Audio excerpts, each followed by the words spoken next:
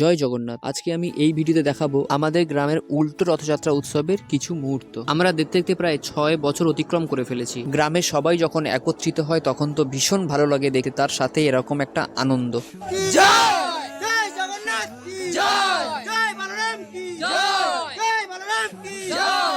গ্রামেরই একটা দাদা সবার জন্য পায়েস আহারের ব্যবস্থা করেন। কেমন হয়েছে? পায়েসে মিষ্টি কম হয়েছে। বলো কিছু বলো, জয় জগন্নাথ বলো। জয় জগন্নাথ, জয় জগন্নাথ, জয় জগন্নাথ, জয় জগন্নাথ।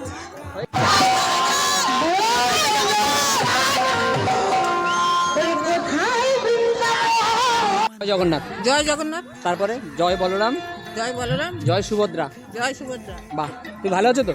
ও তুমি এতটা পারো, ভালো আছো? তুমি ভালো আছো তো? হ্যাঁ। জগন্নাথ দেবের এই রথযাত্রা উৎসবটা কেমন একটা মারাত্মক না? মানে ব্যাপারটা ঠিক এরকম, আমরা কলিযুগের মানুষ এতটাই ব্যস্ত, মন্দিরে থাকা ভগবানকে দর্শন করার সময়টুকু আমাদের নেই। তাই ভগবান জগৎ সংসারকে কল্যাণ করার জন্য নিজেই বেরিয়ে পড়েছেন। মানে ব্যাপারটা হচ্ছে ঠিক এরকম, যখন আমরা খুবই অসুস্থ হয়ে পড়ি তখন ডাক্তার আমাদের ঘরে এসে আমাদেরকে চিকিৎসা করে। जय जगन्नाथ हम रहना आपके चरणों में, जय जगन्नाथ हम रहना आपके चरणों में, जय जगन्नाथ हम रहना आपके चरणों में।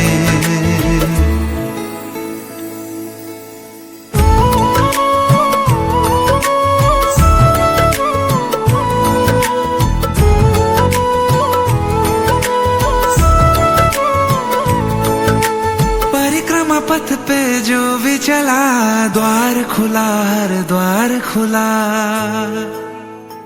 জয় জগন্নাথ কি জয়, জগন্নাথ কি জয়, বলভদ্রা কি জয়, সুভদ্রা রানী কি জয়, বলরাম কি জয়, সুভদ্রা কি জয়, বাসুদেব কি জয় জগন্নাথ।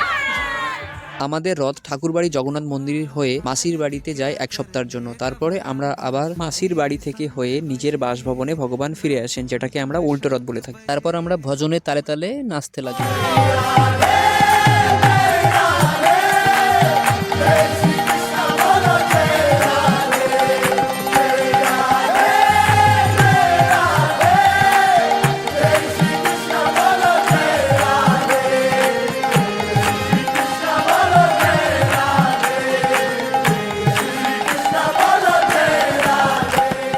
মন্দিরের উদ্দেশ্যে চাল ডাল মশলাপাতি যেসব দেওয়া হয়েছিল সেই সব নিয়ে খিচুড়ি তৈরি করার পর সবারকে দেওয়া হয়।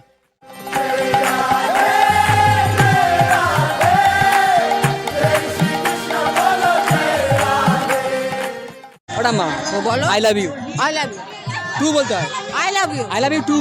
টু।